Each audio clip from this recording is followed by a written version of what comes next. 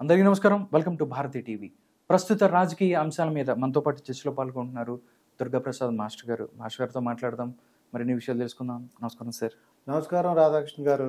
Sir, Pemmasani Chandrasekhar Guntur parliament సభ్యుడిగా పోటీ చేస్తున్నారు తెలుగుదేశం పార్టీకి సంబంధించి. నిజంగా మన గ్రౌండ్ లెవెల్లో నేను మొన్న అక్కడికి వెళ్తే చాలా రెస్పాన్స్ కనిపిస్తుంది ఆయన మీద.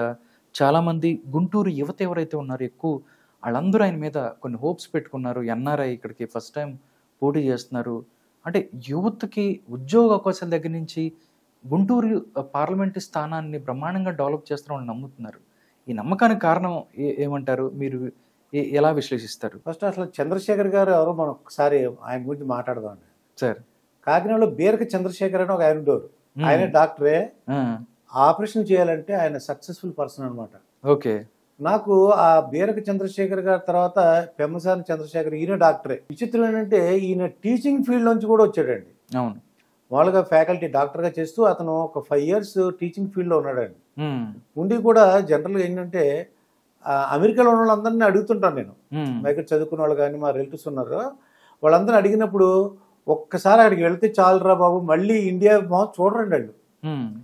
అంటే అక్కడున్న ఫెసిలిటీస్ కానీ, అక్కడున్న పొల్యూషన్ లేకపోవడం కానీ, అక్కడ ఎందుకు వాళ్ళకి వెళ్ళిన వాళ్ళు ఇక్కడ వెనక్కి రారు. నేను ఎందుకు నా డబ్బులు ఇంకా సంపాదించుకోవాలి అనుకుంటారు. కానీ అసలు ఇండియా మన ఇండియా గురించి కానీ, మన రాష్ట్రం అవి కొన్ని ఆలోచించరు వాళ్ళు.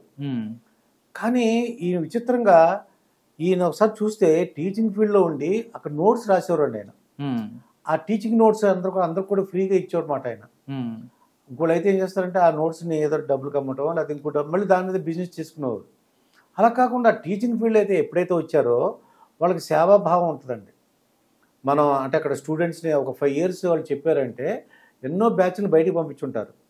ఎప్పుడు కూడా సర్వీస్ ఓరియంటెడ్ అయి ఉంటారండి. అది డబ్బులు అనేది శాశ్వతం కాదని తెలుసుకున్న వాళ్ళు పెమ్మసాని చంద్రశేఖర్ ఒక ఆయన అనమాట అండి. ఓకే. ఏదో మనం 1000 కోట్లు ఇప్పుడు మనం చూసినట్లయితే ఎఫిడవిట్ చూసినట్లయితే మొత్తం 5700 కోట్ల పైన అఫిడవిట్ నిజంగా ఉన్నా కూడా ఎవరు చెప్పరు. అవును. వాళ్ళు ఇన్ని ఆడ పేరు వీళ్ళ పేరు పెట్టి అలా చేస్తారు. కానీ ఈయన డబ్బులు నాకు ఎంత ఉంది, అమ్మో డబ్బులు ఇస్తాను చూపిస్తే మళ్ళీ ఏమైనా అనుకుంటారో ప్రజలు. ఆయన వైట్ మనీ 40% ట్యాక్స్ కట్టి సంపాదించిన డబ్బులు. అవును. అది చూపించడానికి కూడా నిజంగా ధైర్యం ఉండాలి కదా. ఇంకోళ్ళు ఏం చేస్తారు, ఒక 1 year నుంచి ఉందని ఒక ప్లాను, ఈ ఆస్తులు ఇంకోళ్ళ పేరు పెట్టేసి తర్వాత చాలా తక్కువ ఉందని చూపిస్తారు. ధైర్యం ఏంటంటే అంటే దీన్ని బట్టి అర్థం ఏంటంటే ఆయన ఫ్రాంక్ అంటే నిజాయితీ పడడం తెలిసిపోతుందండి. ఇంకోటి ఏంటంటే డబ్బులు అంటే రాజకీయాల ద్వారా డబ్బులు సంపాదించాలి, ఇంకేదన్నా అంటే తన వ్యాపారంలో సామ్రాజ్యాన్ని కాపాడుకోవాలి, లేదంటే ఇసుక దోపిడీ అని లేకపోతే మద్యం వ్యాపారం చేయాలని కానీ, కాంట్రాక్టుల నుంచి 5% 10% తీసుకోవాలి కానీ అటువంటి ఆలోచనలే ఉండవు. ఎంతైతే ఉందో ఆయన కానీ ఎన్నికవుతాడు గ్యారంటీ. ఎందుకంటే నేను కూడా చూశాను, అంటే మా ఫ్రెండ్స్ అందరిని అడుగుతుంటే మిగతా అందరూ కూడా పెద్ద మాకు తెలుసు కదండి. అక్కడ కిలార్ రోసే గారు నిలబడ్డారు. ఆయన మన మాజీ కేంద్ర మంత్రి ఉమారెడ్డి వెంకటేశ్వర గారు అల్లుడు అనమాట. ఆయన తెలుసు ఆయన ఏంటి పరిస్థితి ఏంటి, ఎమ్మెల్యేగా ఏం చేశారు, ఆయన ఏమేం చేశారు అన్నీ తెలిసి చూశారు కదా. ఆయన ఏంటన్నా అందరూ తెలుసు. ఈయన కొత్తగా వచ్చాడు రాజకీయాల్లో. ఎవరైనా సరే అండి కొత్తగా వచ్చిన ఫీల్డ్కి మనం అంటే ఏంటి ప్రూవ్ చేయాలని ఉంటుందండి, ఒక కసి ఉంటుంది అన్నమాట. జగన్ గారు కూడా చాలా అంశాలు చెప్తుంటారు, నేను కసితో చేస్తాను అని. అంటే సీఎం గారు కసితో అంటే ఏంటో చూశారు. ఇప్పుడు మనం అందరం కూడా చూసాం. కసి అంటే అర్థం ఇప్పుడు అంటే ఏంటంటే ప్రజలకు అర్థమైంది. ఆ కసి ఇప్పుడు ప్రజలతో కసితో ఉన్నారండి. దట్టు గుంటూరు వాళ్ళు ఎంత కసిగా ఉన్నారంటే ఈ డాక్టర్ గారిని గెలిపించాలి, ఈయన్ని మనం తీసుకురావాలి, ఈయన అంటే సర్వీస్ ఓరియంటెడ్, ఈయన ఇటువంటి వాళ్ళు వస్తే ఉద్యోగ అవకాశాలు ఉంటాయండి. ఈయన చూసానుకోండి గుంటూరు ఎంపీగా, గుంటూరు దాంట్లో పరిశ్రమ ఇప్పుడు ఏంటంటే ఒక బిజినెస్ పెట్టాలనుకోండి, అమ్మ ఒకటి ఎంపీ ఎవర్రా అని అడుగుతారు. వాడు ఎలా ఉంటాడో మనల్ని కోఆపరేట్ చేస్తాడా, లేదా మనల్ని డబ్బులు అడుగుతాడా. ఒక 1000 కోట్లు అన్నారనుకోండి, లేదా 2000 కోట్లు అనుకోండి, దాంట్లో కమిషన్. మళ్ళీ ఇతను అడిగే మనిషి కాదు కదా, ఇంకా ఎంకరేజ్ చేస్తాడు ఈయన. 2 సార్లు పెట్టండి సార్ మాకు. కాకపోతే ఏంటంటే ఆ లోకల్ వాళ్ళందరూ కూడా ఉద్యోగాలు వచ్చేలా చేస్తాడు ఆయన. తర్వాత తన సొంత డబ్బులతో సేవ చేయాలన్న దృక్పథం ఉందండి ఆయనకి. ఎందుకంటే 1000 కోట్లు చేస్తే ఉన్న ఏంటి ఎవరైనా సరే 2 సార్లు భోజనం చేయటం, ఒకసారి టిఫిన్ ఉంటుంది, ఏ కార్ అయినా ఒకటే. ఆయన అవన్నీ చూసాడు, విపరీతమైన డబ్బు చూశాడు, ఆ సౌఖ్యాలు చూశాడు, అక్కడ అన్నీ అనుభవించారు కదా, డబ్బులు సంపాదించి ఎలాగా అన్నీ తెలిసినాయి ఆయనకి. ఇప్పుడు ప్రజలకు సేవ చేయాలి, అక్కడున్న మహిళలకు కానీ చాలా యువతకి. యూత్కి కానీ సపోర్ట్ చేయడానికి అవకాశం ఉందన్నమాట. ఇటువంటి పరిస్థితుల్లో కూడా అక్కడ యూత్ ఏంటంటే ఇన్నాళ్ళు అంటే 5,000కి జాబ్ అవునండి. చేసి మన వాలంటరీ పోస్ట్లో ఉన్నారు. ఉమ్. వాళ్ళందరూ ఒక 50,000 లాగా వచ్చింది అనుకోండి, ఎలా ఉంటుంది అంటారు పోస్ట్? అవును, చాలా బాగుంటుంది ఒక కదా. 5,000 ఎక్కడ, 50,000 ఎక్కడ. 50,000 తర్వాత వీళ్ళు ఏం చేస్తున్నారంటే వాళ్ళకి స్కిల్ డెవలప్మెంట్ పెట్టి వీళ్ళు బాగా చదువుకున్నారు అనుకోండి, వాళ్ళకి స్పెషల్గా మేము ట్రైనింగ్ ఇస్తామంటున్నారు. వాళ్ళకి ఇష్టమైన కోర్సుల్లో ట్రైనింగ్ ఇచ్చి మళ్ళీ జాబ్ వచ్చేలాగా చేస్తూ ఉంటున్నారు. మీరు ఇటువంటి దానికి అట్రాక్ట్ అవుతారు కదా డెఫినెట్గా. ఆల్రెడీ అక్కడ ఉన్నటువంటి రాజకీయ అంటే గుంటూరు ఇంతకుముందు వ్యాపారవేత్త వచ్చారు, వ్యాపారవేత్తలు ఉన్నారు. అలాగే ఇప్పుడైతే కొద్దిగా వ్యాపారవేత్త అంటే ఇద్దరు కూడా, ఇంతకు ముందు ఆయన కూడా వ్యాపారవేత్త. ఇదైతే ఈయనేంటి ఒక ప్రొఫెషనల్ కోర్స్ నుంచి వచ్చిన ఆయన, చాలా నిబద్ధతతో ఇంతకుముందు చేసిన ఆయన కూడా వాళ్ళు కూడా చేశారు, బాగా చేశారు, నో డౌట్. ఆయనకి ఇష్టం లేదు, మీకు తెలిసే ఉంటుంది ముందు ఆయన. అవును. అయితే ఇక్కడ ఏంటంటే మనం నీతి నిజాయితీతో ఉన్నాడా లేదో చూసుకోవాలి ఒకసారి. రాజకీయాల్లోకి వచ్చిన వాళ్ళు ఎవరైతే డబ్బు సంపాదించడానికి రాజకీయాల్లోకి వస్తారు, లేకపోతే ఆంధ్రప్రదేశ్ చూసుకున్నట్టయితే చదువు లేని వాళ్ళు, లేకపోతే రకరకాల కేసులు ఉన్నోళ్ళు వాళ్ళు వీళ్ళు వస్తున్న పరిస్థితి ఉంది. బట్ ఇలాంటి వాళ్ళు రాజకీయాల్లోకి రావాల్సిన అవసరం ఉందంటారా?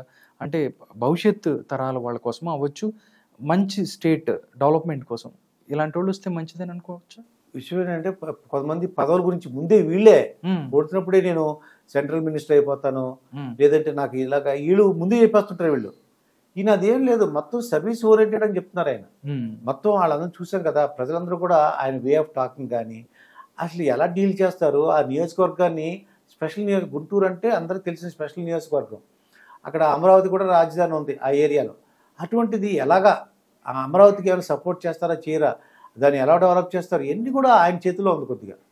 ఇప్పుడు మీరు అన్నట్టు ఈ యువతకి ఉద్యోగాలు సంపాదించడంలో కానీ ఈ పరిశ్రమలు రావడానికి కూడా బాగా కృషి చేస్తారండి నేను.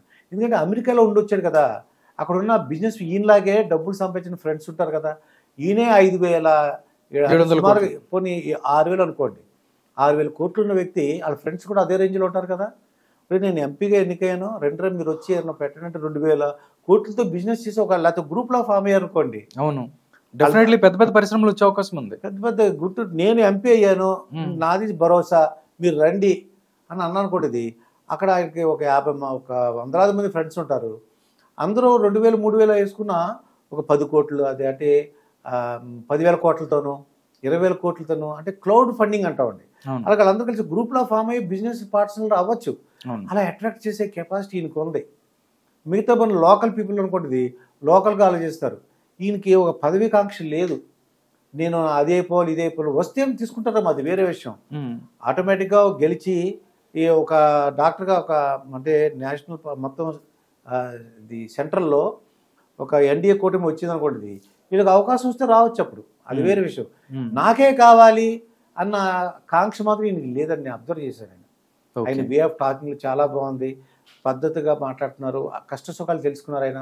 ఇంకోటి మధ్యతరగతి కుటుంబం నుంచి వచ్చాడండి ఆయన. అవును, వాళ్ళు స్వతహాగా గొప్ప ధనవంతులు ఏం కాదు, అది నెమ్మ చదువుకుని అలాగా 10th క్లాసు తర్వాత ఈ ఉస్మాన్ యూనివర్సిటీలో MBBS కంప్లీట్ చేశారు.